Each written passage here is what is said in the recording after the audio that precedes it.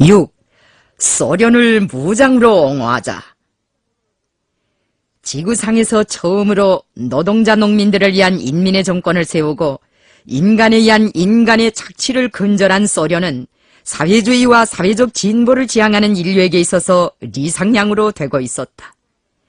전 세계 공산주의자들과 혁명적 인민들은 지난날 이 리상향을 옹호하고 고수하기 위해 사심없는 지원을 아끼지 않았다. 낫과 마취를 새긴 소련의 붉은 국기에는 영적 소련인민이 바친 심혈과 함께 세계 여러 나라 국제주의 전사들의 뜨거운 피도 어려있다. 조선인민혁명군 대원들은 소련에 대한 군사적 위협이 조성될 때마다 소련을 무장으로 옹호하자는 고를 높이 들고 일제의 뒤통수를 호되게 후려갈겼다. 일본군의 반소 공격을 저지시키기 위한 작전 과정에는 희생된 대원들도 적지 않았다. 수령님께서는 소련을 무장으로 옹호하던 나날들에 대하여 다음과 같이 회고하시었다. 공산주의자들은 민족혁명과 세계혁명의 호상관계에 대해서 옳은 인식을 가져야 합니다. 지난날 어떤 사람들은 공산주의자들이 민족혁명에 관심하는 것은 막스주의 원칙에 저촉되는 것이라고 하였고, 어떤 사람들은 조선의 애국자들이 저국의 독립을 성취하기 전에 소련혁명이나 세계혁명을 운운하는 것은 민족에 대한 배신이라고 하였습니다. 민족혁명과 세계혁명의 호상관계에 대한 좌우경적인 인식으로 하여 우리나라 혁명운동에서는 한때 적지 않은 사상적 혼란과 대립이 조성되었댔습니다. 우리가 항일 무장투쟁을 벌이면서 소련을 무장으로 옹호하자는 구호를 내놓았을 때만 해도 어떤 사람들은 그것을 달가워하지 않았습니다. 민족주의자들한테 공산주의자들을 헐뜯을 수 있는 언지를 주게 된다는 것이었습니다. 일제와 그의 앞잡이들은 우리더러 소련의 희생물이 되지 말며 스탈린의 제물이 되지 말라고 선전하였습니다. 국제주의에 대한 참뜻을 모르는 사람들은 우리가 소련을 피로써 도와주자고 하면 그것을 무익한 희생이라고까지 생각하였습니다. 우리가 힘겨운 민족혁명을 하면서도 소련을 무장으로 옹호하자는 구호를 높이 들고 소련 사람들의 투쟁을 피로써 도와준 것은 무엇보다도 당시의 정세가 그것을 요구하였기 때문입니다. 소련은 그 당시 사면초가의 저지에 놓여 있었습니다. 말하자면 제국주의의 포위 속에 있었습니다. 이런 때에 공산주의자들이 소련을 무장으로 옹호하는 것은 혁명의利益 견지에서 볼 때에도 필요한 것이었지만 도덕 의리상으로 볼 때에도 정당한 것이었습니다. 그래서 우리는 항일무장투쟁을 시작하던 첫 시기부터 프롤레타리아 국제주의에 기치 높이 소련을 지지하고 적극 옹호하였습니다. 소련을 지지하고 옹호하는 투쟁은 1930년대뿐 아니라 1920년대에도 있었습니다. 홍범도는 초기에 공산주의자가 아니었지만 공산주의 운동을 배척하지 않았습니다. 그는 민족운동으로부터 애국활동을 시작한 사람이었으나 그 울타리 안에서만 맴돌지 않았고 민족운동 자체에 대해서도 절대시하지 않았습니다. 조선의 독립운동자들 가운데 3.1인민 봉기 후 소비에트 러시아에 들어가서 무장활동을 한 사람들이 적지 않습니다. 그들은 국민전쟁 당시 붉은 군대와 원동 빨치산에서 소비에트 정권을 수호하기 위해 많은 피를 흘렸습니다. 그 과정에 홍범도도 적지 않은 공로를 세웠으며 레닌까지 만나보았습니다. 일제는 1920년대 초에도 백파도당을 지원하며 러시아 원동 지방에 대한 무장 간섭을 부단히 감행하였습니다. 그 당시 러시아 원동의 공산당 조직에서는 연해주에서 활동하고 있던 홍범도에게 원조를 요청하였습니다. 그때 독립군 상층부의 일부 인물들은 조선 사람이 제발등에 불도 끄지 못하면서 남을 위해 피를 흘리는 것은 모조리 짓이라고 하였습니다. 그렇지만 홍범도는 외놈을 치는 군대는 다 우리 편이라고 하면서 붉은 군대를 피로써 도와주었습니다. 홍범도가 관여한 전투들 가운데서 유명한 것으로는 이만 격전을 들 수 있습니다. 이만은 우스리 강변에 있는 고장입니다. 독립군 부대가 얼마나 잘 싸웠던지 이만 전투가 있은 다음부터 일본군과 백파군이 조선말 구령소리만 들어도 벌벌 떨며 도망쳤다고 합니다. 벌써 오래전에 소련 사람들은 이만 전투에서 희생된 전사자들을 위해 추모비를 세웠습니다. 이 하나의 사실만 보더라도 우리는 조선인민과 소련인민 사이에 맺어진 공동투쟁인 요대가 얼마나 오랜 역사를 가지고 있는가를 알 수 있습니다. 황범도는 부하들에게 소련은 세상에서 처음으로 무산자들의 공화국을 세운 나라이다. 그러니 우리가 도와줘주고 또 도움을 받아야 한다. 외로운 처지에 놓여있는 나라이니 어려운 일인들 얼마나 많겠는가. 잘 도와주자고 하였습니다. 공부께나 했다고 의시되던 사람들보다야 얼마나 국량이 넓습니까? 소만 국경 일대에서 붉은 군대와 직접 대치하고 있던 관동군의 움직임만 놓고 보더라도 제국주의자들이 그 당시 소련을 압살하기 위해 얼마나 발광적으로 준동했는가를 잘 알 수 있습니다. 일제는 1932년부터 1939년 사이에만도 널리 알려진 하사노나 할인골 사건을 비롯하여 근 1000번의 크고 작은 국경 분쟁을 일으켰는데 그것은 며칠에 한 번씩 무장 도발이 일어났다는 것을 의미합니다. 소만 국경지대에서는 조연히 가실 날이 없었습니다. 소일 간의 적대 관계는 역사적으로 뿌리가 깊은 것이었습니다. 1904년, 1905년에 러시아와 일본 사이에 전쟁이 있었고 이 전쟁의 결과로 러시아가 일본에 많은 리권과 영토를 양도하였다는 것은 세상이 다 아는 사실입니다. 10월 혁명 후 신생 소비에트 공화국을 반대하는 제국주의 열강들의 무력 간섭이 진행될 때 일본 제국주의자들도 거기에 적극적으로 가담해 나섰습니다. 그들은 시비리에 군대를 출동시켜 노골적인 무장 간섭의 방법으로 백파도당들을 지원해 주었습니다. 소비에트 러시아에 대한 무력 간섭에 동원된 제국주의 열강들의 군대 가운데서 가장 악랄하고 야수적인 것이 일본 군대였다고 합니다. 일본 침략군은 그때 연해조 지방을 피로 물들이었습니다. 일본군이 빨치산 대장 라저를 체포하여 기관차 화구에 넣고 태워 죽인 것도 바로 그때 있은 일입니다. 공동 출병을 했던 미국, 영국, 프랑스 군대들이 붉은 군대의 반격에 못 이겨 철퇴한 다음에도 일본군만은 계속 병력을 증강해가면서 검질기기에 달라붙었습니다. 청나라와 러시아를 무력으로 눌러놓은 다음부터 일본 제국주의자들에게는 과대망상증이 생겼습니다. 그들은 일본이 정복하지 못할 나라란 있을 수 없으며 일본군이 타승하지 못할 강군이란 있을 수 없다고 생각할 정도로 우쭐해져 가지고는 국제적으로 중요한 분쟁이 일어날 때마다 잘해질 분배 몫을 타산하며 거기에 매번 코를 들이밀곤 하였습니다. 소련과 일본의 대립은 중일전쟁 발발을 계기로 더욱 표면화되었다고 말할 수 있습니다. 일본이 7.7사변을 일으키자 소련은 중국을 지원하였습니다. 이때부터 소일 관계는 더 악화되었다고 볼 수 있습니다. 1937년 8월에 중국과 불가침 조약을 체결한 소련은 일본 관할 지역에 있는 자기 나라 영사관의 일부를 스스로 폐쇄한 다음 자기 나라에 있는 일본 영사관의 일부도 폐쇄할 것을 상대 측에 요구하였습니다. 해가 갈수록 소일 사이의 모순은 더 심화되었습니다. 그런데다가 1938년 1월에는 일본 당국이 만주 땅에 불시 착륙한 소련 비행기를 옥류한 사건이 발생하여 또다시 소일 관계를 팽팽하게 만들었습니다. 소일 사이의 대립과 모순이 국지전쟁이나 전면전쟁으로 번져가게 되리라는 것은 누구나 어렵지 않게 내다보았습니다. 일본 제국주의자들은 1936년 8월에 오상회의에서 대소 침략을 국책으로 선포하였습니다. 그들은 이 회의에서 대서 침략 전쟁을 위한 구체적인 계획을 확정하였는데 원동에 있는 소련군 무력을 개전 벽두에 즉각 소멸할 수 있도록 만주와 조선에 있는 병력을 보강해야 한다고 했습니다.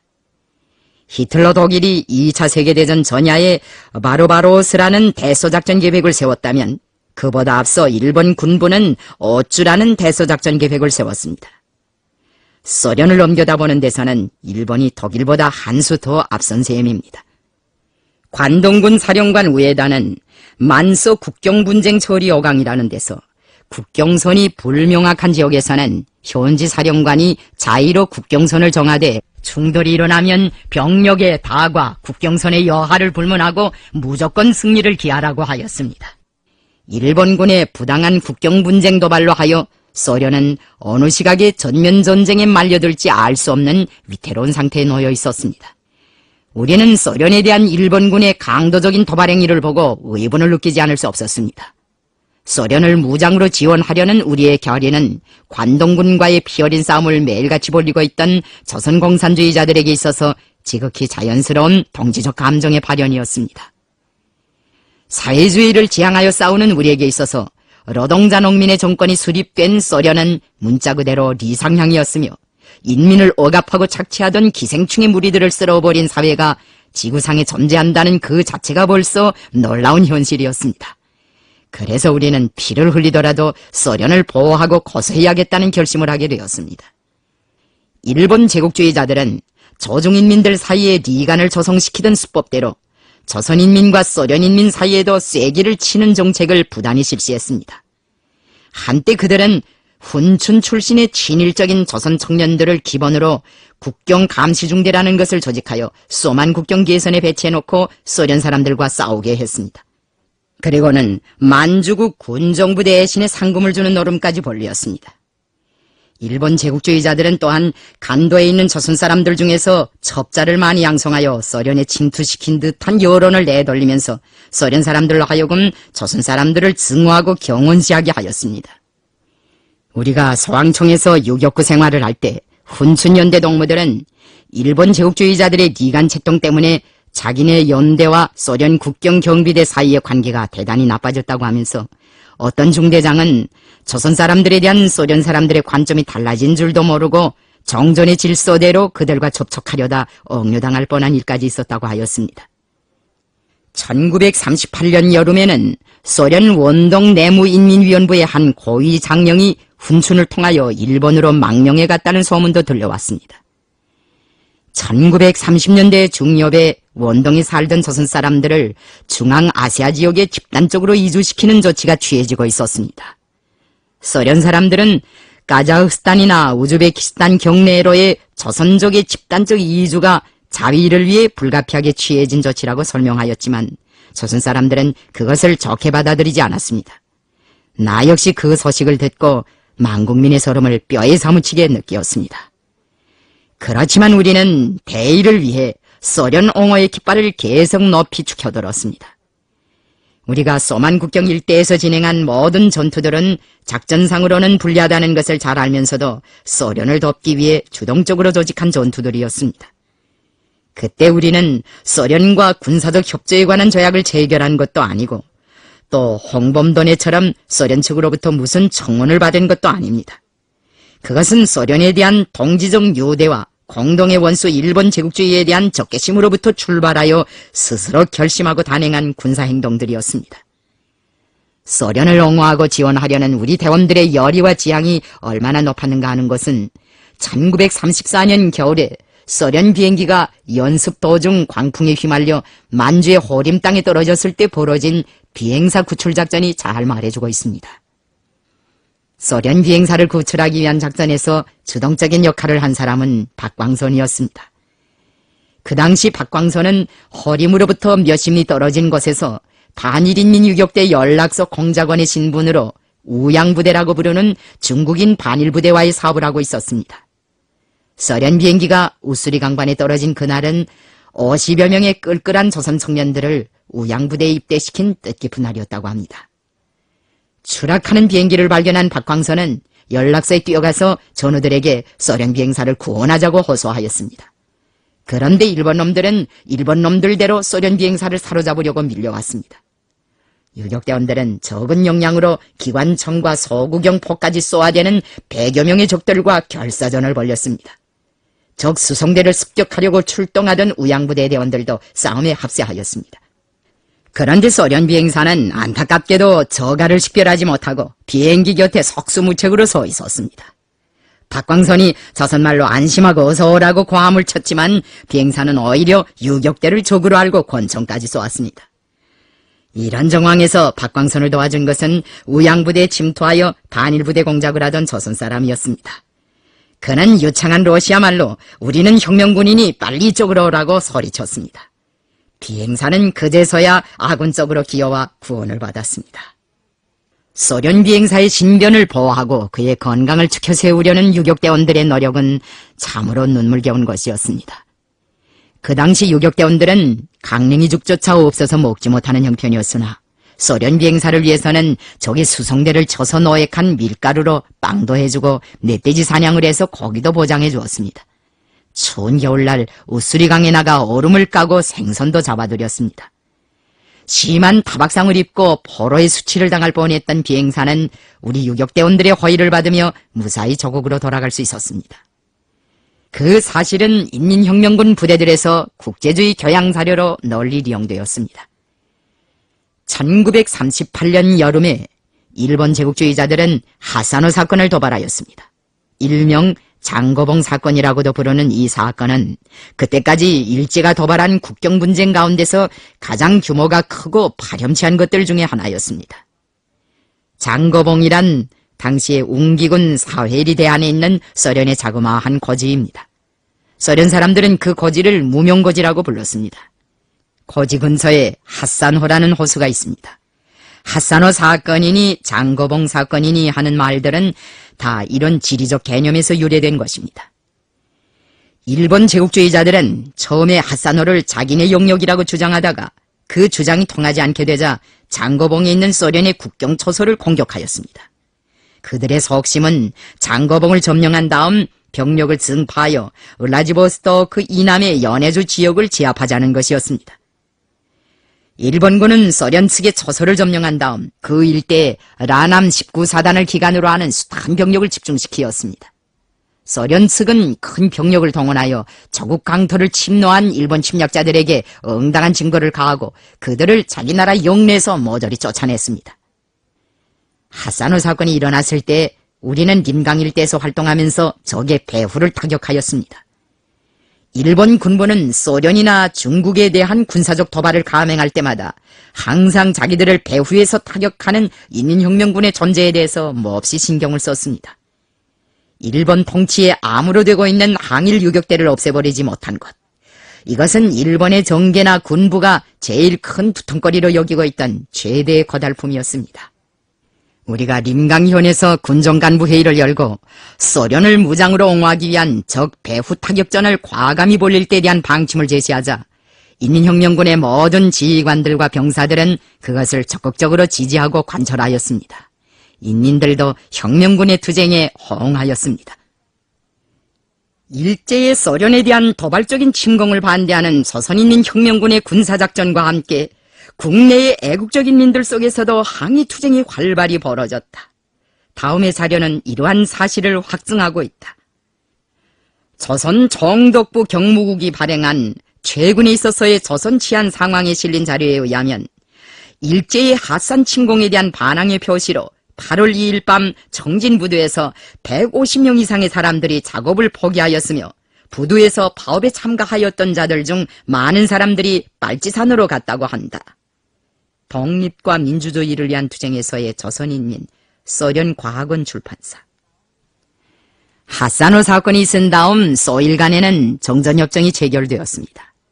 이 사건을 처리하는 데서 소련이 일본을 대하는 태도가 아주 강경하였습니다. 일본의 군부 호전 계층은 소련의 강경 자세에 위축되었습니다. 소련은 로일 전쟁 당시의 무능한 러시아가 아니라 만만치 않은 국력을 가진 대국이었습니다. 일제는 소련이라는 나라를 새로운 시각으로 보지 않을 수 없었으며 저들이 집요하게 추구하고 있던 대서 침략 계획을 놓고 심사숙고하지 않을 수 없었습니다. 하지만 일본 제국주의자들은 소련에 대한 침략 야망을 버리지 않았습니다. 그들은 일본에 대한 소련의 강경 정책을 다시 한번 검토해 볼 심산으로 만몽 국경 일대에서 새로운 군사적 도발을 준비하였습니다. 세칭 노몬한 사건이라고도 부르는 할인골 사건은 이렇게 되어 발생하였습니다. 할인골이란 소만 국경 가까이에 있는 몽골의 강 이름이며 노몬한이란 몽골말로 평화라는 뜻이라고 합니다. 일제가 할인골 사건을 도발한 목적은 할인골 강 동쪽의 몽골 영토를 점령하고 저들이 부설하려고 하는 제2철도를 엄호하기 위한 방어지대를 구축하고 나아가서는 시비리 철도 간선을 절단하여 러시아로부터 원동을 떼어내자는 데 있었습니다. 그와 동시에 소련이 일본의 군사적 침공을 어떤 자세로 대하는가, 소련의 대일 전략은 무엇인가, 소련의 군사력은 어느 정도인가 하는 것을 구체적으로 탐지하고 가늠하자는 것이었습니다. 그때까지만 해도 소련의 군사력에 대한 구체적인 정보는 거의나 공개되어 있지 않았습니다. 많은 것이 미지수로 남아있었습니다. 그 무렵 소련 군부에서는 적지 않은 고위 군사지휘관들이 전열에서 제거되었는데 일본은 이에 대해서도 흥미를 가지고 주시하였습니다. 그들은 군부에서의 이러한 변화가 소련의 군사력에 얼마만큼한 영향을 미치었는가 하는 데 대하여 몹시 알고 싶어 하였습니다. 세상이 다 아는 사실이지만 오랫동안 일본 정계와 군부에서는 북진론과 남진론이 대두하여 소련을 먼저 치느냐 남방을 먼저 먹느냐 하는 전략 문제를 가지고 맹렬한 논전을 벌이었습니다. 할인골에서의 군사적 도발은 북진의 가능성 여부를 검증하기 위한 하나의 시험전쟁이었다고도 볼 수 있었습니다. 할인골 일대는 광막한 모래원덕과 초원으로 된 것이라고 합니다. 할인골 사건은 몽골 국경수비대원들이 국경을 침범했다는 당치 않은 트집을 걸어가지고 일본 사람들이 고의적으로 도발한 것이었습니다.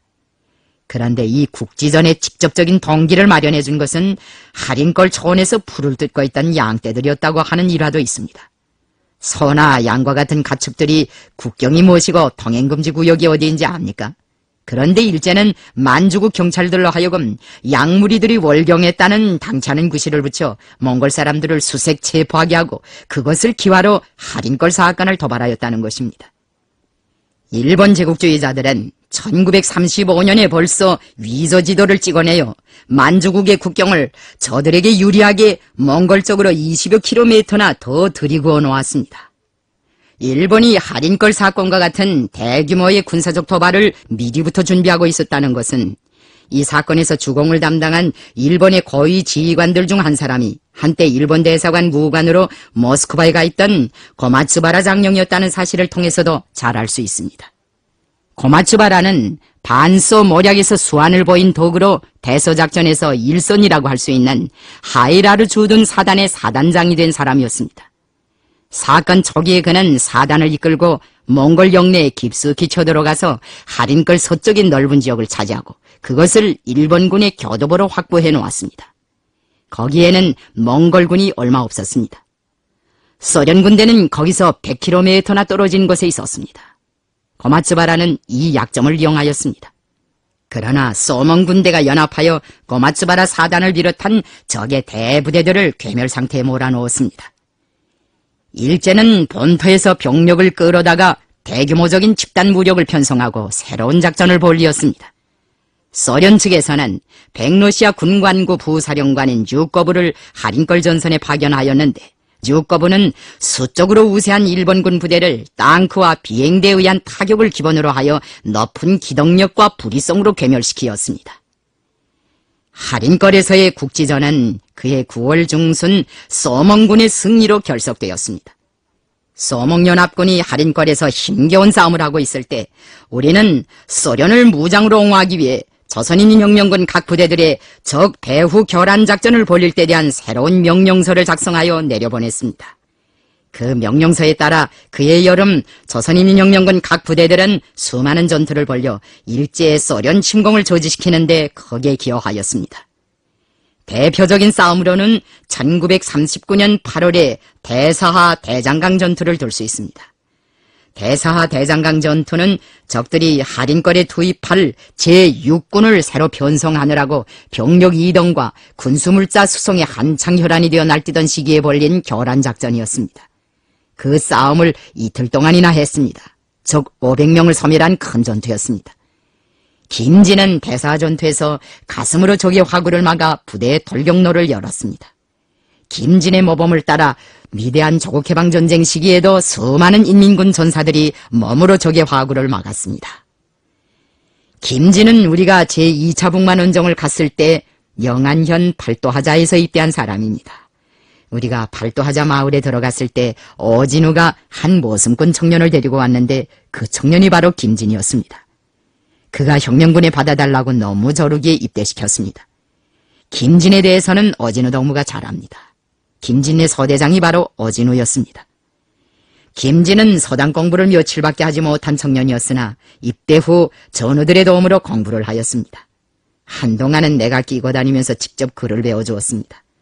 소박한 청년이었는데 우리 혁명에 큰 공헌을 하고 장렬하게 전사하였습니다. 김진과 같은 사람에 대해서는 후대들에게 많이 소개하고 선전할 필요가 있습니다. 나는 적의 화구를 몸으로 막은 영웅이 바로 소련의 할인걸 격전을 지원하는 싸움에서 배출된 것을 매우 뜻깊은 사실로 생각합니다. 할인걸 전투를 돕는 적 배후 교란 작전에서 희생된 여대원 허성숙도 잊을 수 없는 동무입니다. 허성숙은 자위단장을 하는 아버지와 의절을 하고 어린 나이에 홀로 유격구에 찾아 들어왔다가 혁명군에 입대한 여대원이었습니다. 아버지가 자위단장질을 하는 것 때문에 그가 이만저만 고민을 하지 않았다고 합니다. 허성숙이 하루에도 몇 번씩 자위단장 모자를 벗으라고 했지만 완관 아버지는 딸의 애원을 매번 마이동풍으로 대하였습니다. 아버지를 설복해내지 못한 허성숙은 분연히 집을 뛰쳐나와 삼도만 유격구로 들어갔습니다. 1933년에 있은 일이니 그가 16 내지 17살 나던 해였을 것입니다. 내가 허성숙과 관련된 이 이야기를 들은 것은 몇 해 후였습니다. 사연은 어떻든지 간에 나는 허성숙이 아버지와의 의절을 선포하고 아버지를 적대시하는 것은 좀 고려해볼 여지가 있는 문제라고 생각했습니다. 나는 여성중대를 조직하는 문제와 관련하여 허성숙을 만났을 때 그에게 동무는 아버지에 대한 입장부터 고쳐야겠다. 아버지가 자위단장을 하면 반역행위를 하지 않도록 꾸준하게 설복하고 도와줘야지 그렇게 원수처럼 대해서야 되겠는가 고 가볍게 나무랐습니다. 그랬더니 그는 아버지에 대한 말은 꺼내지도 말라고 하면서 선부터 내젓는 것이 아니겠습니까? 그래서 나는 허성숙에게 설사 아버지가 친일분자로 되었다 하더라도 동무는 지금과 같은 입장을 취하지 말아야 한다. 잘못을 탓하기 전에 아버지를 혁명의 편으로 돌려세울 생각을 해야지 결별부터 선언하고 원수의 편으로 밀어던지면 어떻게 하는가. 자기 아버지 하나를 개조하지 못하는 불효자식이 혁명을 하면 얼마나 잘하겠는가. 멀잖아 우리는 여성중대를 꾸려보자고 하는데 동무가 아버지에 대한 태도를 고치지 않으면 그 중대에 망라시키지 않겠다고 하였습니다. 그러자 허성숙은 울먹거리면서 자기가 그동안 조신을 잘하지 못했는데 앞으로 기회가 생기면 아버지를 잘 설복하겠으니 여성중대의 말은 꼭 받아달라고 간청하였습니다. 그 후 그는 여성중대에 망라되어 잘 싸웠습니다.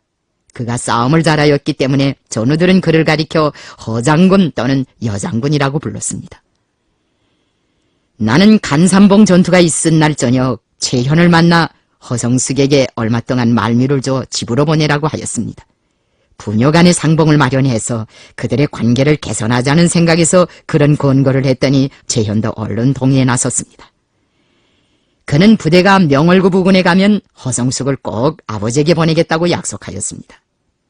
그러나 허성숙은 아버지를 다시 만나지 못하였습니다. 허성숙이 아버지한테 찾아가려고 길차비를 하고 있을 때 할인걸 격전을 지원하여 대사하 대장강 전투를 벌이기 위한 작전이 준비되고 있었습니다. 허성숙은 소련을 무장으로 옹호하는 큰 작전을 앞두고 어찌 4.4.1부터 먼저 치르겠는가 하면서 집에 가는 일을 뒤로 미루겠다고 제기하였습니다. 대사하 대장강 전투가 벌어지던 날 그는 보초소에서 불의의 적 군용 자동차 편대와 조우하였습니다. 그날의 보초는 원래 허성숙이 아니라 부대에서 제일 나이가 많은 부대원이었다고 합니다. 허성숙은 식사 후 늙은 대원을 도와주려고 보초소를 찾아갔습니다.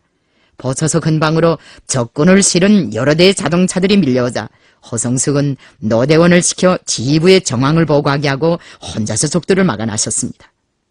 그가 총소리를 낸 것은 적들 앞에서 자기를 스스로 노출시킨 것이나 다름없었습니다. 자기를 노출시키더라도 적의 공격을 담은 몇 초 동안만이라도 저지시키자는 것이 그의 심정이었습니다. 적들의 화력은 자연히 그에게로 집중되었습니다. 허성숙은 몸에 여러 발의 총탄을 맞았으나 휴대하고 있던 수류탄을 다 터뜨린 다음에야 눈을 감았습니다. 그의 영적인 소행으로 하여 그날 부대는 있을 수 있는 손실을 미연에 방지하고 제때의 전장으로 출동할 수 있었습니다. 허성숙이 희생될 당시의 나이가 아마 22살이나 23살쯤 되었을 것입니다. 그러니 그의 가슴에 얼마나 많은 꿈이 있었겠습니까? 그 많은 꿈을 그는 소련의 할인골 격전을 지원하는 싸움에 바치었습니다. 국제주의의 꽃입니다. 전동규 연대장과 양형우 연대 정치위원도 대사하 대장강 전투에서 전사하였습니다. 모두 앞길이 구말리 같은 젊은이들이었습니다. 그들은 둘 다 훈춘 출신들이었습니다. 대원들이 그들을 몹시 따르고 존경하였는데 그것은 그들이 높은 인격과 자질을 가지고 이진작칙하는 지휘관들이었기 때문입니다. 양형우는 훈춘 유격 때 초창기부터 활동한 사람입니다. 그가 속한 부대는 대사하 대장강 전투 때 대사하를 친 다음 서사하의 고지를 차지하고 달려드는 적을 견제하라는 과업을 받았습니다. 그런데 대사하 전투가 너무 시간을 끄는 바람에 서사하의 고지를 차지할 수 없었습니다. 그 고지를 먼저 차지한 것은 적들이었습니다. 서사하 고지를 쟁탈하느냐 못하느냐 하는 데 따라 대사하 대장강 전투의 승패가 좌우될 수 있는 결정적 국면에서 양형우는 기관총을 틀어잡고 싸움에 앞장에 나섰습니다. 대원들은 그를 따라 고지로 육박해 갔습니다. 그런데 아군이 고지를 거의 점령할 무렵에 양형우는 그만 적탄에 복부를 부상당하였습니다. 그는 왼손으로 총상자리를 두르고 오른손으로는 기관총을 휘두르면서 외놈들은 우리 조선인민의 불구대천의 원수다. 놈들은 지금 소련을 침공하고 있다. 저 원수들을 한 놈도 남김없이 쳐부시자. 소련을 피로써 옹호하자고 외치며 대원들을 돌격에로 불러일으키었습니다. 대원들은 노도와 같은 공격으로 고지를 단숨에 점령하였습니다. 훈춘 시절부터 양형우와 어깨를 곁고 성장한 전동규 연대장도 적의 부대를 전멸시키고 영적으로 전사하였습니다. 대사하 대장강 전투에서 희생된 유격대원들은 모두 혁명유업에 충실한 국제주의 열사들입니다. 여차 전투도 인민혁명군 부대들이 소련을 덮기 위해 희생을 무릅쓰고 조직한 전투였습니다. 새로 연대장으로 임명된 리영훈이 이 전투를 지휘하였습니다. 연대는 이 전투에서만도 수백 명의 적을 소멸하였습니다. 그런데 전투를 지휘한 리영훈은 가슴에 관통상을 입었습니다. 총상자리는 다행히도 아물었으나 그는 소알바령 회의 후 소만 국경지대에서 국제당과의 연계를 취하며 서부대 공작을 하다가 희생되었습니다. 그가 수행한 서부대 공작도 역시 국제주의적 성격을 띤 것이었습니다. 화령현 삼도구 금광에 주둔하고 있는 경찰대 습격전투, 안도현 부루호 습격전투, 왕청현 백초구 습격전투를 비롯하여 할인걸 사건 당시 인민혁명군이 소련을 덮기 위해 진행한 적 배후결란 작전의 신뢰를 들자면 많습니다. 인민혁명군 부대들의 배후결란 작전에 적들이 얼마나 골머리를 앓았는가 하는 것은 그들이 소만 국경지대로 통하는 모든 도로들과 철도 주변에 100 내지 200m 구간에 있는 초목들을 모조리 베어버린 사실을 통해서도 잘 알 수 있습니다. 그러나 그런 노름으로는 인민혁명군의 매복 습격을 막아낼 수 없었습니다. 인민혁명군 부대들의 대담무쌍한 활동에 의해 소만 국경지대로 통하는 철도들에서는 군용열차 폭파 사건과 탈선 사고들이 연달아 일어났습니다. 인민혁명군 부대들은 적의 후방을 연속적으로 타격하여 많은 유생역량을 소멸하였을 뿐 아니라 유격대 활동구역에 수많은 적을 붙들어줌으로써 그들로 하여금 소련을 반대하는 군사적 도발에 인적 역량을 원만히 동원할 수 없게 하였습니다. 적들은 하산허 사건 때 우리의 역량을 견제하기 위해 간도지구에만도 2개 여단의 역량을 투입하였습니다. 할인걸 사건 때는 그보다 더 많은 역량을 들이밀었다고 합니다. 보는 바와 같이 소련을 무장으로 옹호할 때 대한 구호를 들고 우리가 진행한 배후 타격전은 일제의 대서 침략을 좌절시키는 데서 중요한 역할을 하였습니다. 산병선이 전진할 때 약진하는 선두대원을 위해 온 대오가 그를 엄호하는 것은 군사학의 초보적인 원리입니다. 공산주의자들의 시점으로 볼 때 이 행성에 하나밖에 없었던 사회주의 국가 소련은 산병선의 선두에서 약진하는 병사와도 같은 위치에 있었습니다. 조선 공산주의자들은 바로 국제공산주의 운동의 선두에서 약진하는 소련을 엄호하기 위해 관동군의 배후를 타격하였습니다. 승리한 혁명을 지지하고 옹호하며 그 혁명의 전치물을 보존하고 공고히 하기 위해 최선을 다하는 것은 공산주의자들이 지니고 있는 국제주의적 임무인 동시에 의리이고 도덕이기도 합니다. 앞선 혁명을 잘 도와야 뒤떨어진 혁명도 그 연관 속에서 성과적으로 약진할 수 있습니다. 바로 그런 이유로 하여 공산주의자들의 국제적 연합은 서로 도와주고 지지하고 보충하는 것으로 되어야 합니다. 할인골 격전은 관동군의 참패로 끝났습니다. 5만에 달하는 사상자와 포로, 행방불명, 그것은 불지를 즐기는 호전광들에게 차려진 응당한 대가였습니다. 자기 부대의 유생 역량을 다 잃어버린 일본군 지휘관들은 스스로 군기를 불사르고 자결하거나 상급으로부터 자살을 강요당하였다고 합니다. 관동군 사령관 우에다를 비롯하여 참모장, 작전과장, 작전참모 등 관동군의 수뇌부는 정전협정이 맺어지기 전에 전원 철직당하고 말았습니다. 할인골 격전에서 쓴맛을 본 다음부터 일제의 대서정책에서는 일정한 변화가 일어났습니다. 일제는 그때부터 소련에 대한 강경정책을 일시적인 유화정책으로 바꾸었습니다. 어떤 사람들은 이런 질문을 제기할 수 있습니다. 조선공산주의자들이 항일전쟁 당시 소련을 피로서 도와주고 옹호한 것이 옳았는가? 소련에서 사회주의가 붕괴되고 자본주의가 복귀된 오늘의 현실은 지난날 소련을 옹호하여 기울인 조선공산주의자들의 국제주의적 지원이 헛되었다는 것을 의미하는 것이 아닌가? 한마디로 말하면 그것은 논의할 여지조차 없는 문제입니다. 우리 인민들 속에는 그런 문제를 설정하고 가타부타하고 시비질할 사람들이 없습니다. 그것은 사회주의에 대한 신념을 버린 사람들이나 할 짓입니다. 우리는 소련에 대한 조선공산주의자들의 국제적 지원을 허무주의적으로 대한 적이 한 번도 없습니다. 소련이 붕괴되었다고 해서 지난날 우리가 소련의 혁명투쟁을 지원한 것이 헛된 일로 될 수는 없습니다. 정의를 위해 바친 의리나 노력은 헛되지 않는 법입니다. 우리는 소련에서 사회주의가 붕괴된 것을 일시적인 현상으로 보고 있습니다. 사회주의가 인류의 리상이고 역사 발전에 응당한 로정인 것만큼 그 재생이 불가피하다는 것은 너무나도 명백한 것입니다. 사회주의는 부정의가 아니라 정의입니다. 사회주의가 정의로운 것이라면 그 첫 재현자인 소련을 도와준 것도 정의롭고 성스러운 것으로 되지 험한 일로 될 수는 없습니다. 우리는 지난날 소련 사람들이 어려운 처지에 놓여 있을 때 무장을 들고 피로써 그들을 도와준 데 대하여 지금도 긍지감을 가지고 떳떳하게 생각합니다. 지금은 소련이라는 국호도 없어졌고 소비에트 국가를 건설하던 초창기의 노혁명가들도 없습니다. 지금의 러시아 땅에는 할인골 격전에 직접 참가한 노병들도 얼마 남지 않았을 것입니다. 더구나 그 시절에 우리가 소련을 위해 적의 배후에서 교란작전을 벌린 데 대해서 회상할 만한 사람들도 거의나 없을 것입니다. 그러나 추억해주는 사람들이 없다고 하여 우리가 심혈을 바쳐 갖고 온 국제주의의 화원이 무의미한 것으로 될 수는 없습니다. 우리는 지난날 누가 알아주건 말건 그런 것에는 관계없이 무장을 들고 소련을 적극적으로 도와주었습니다.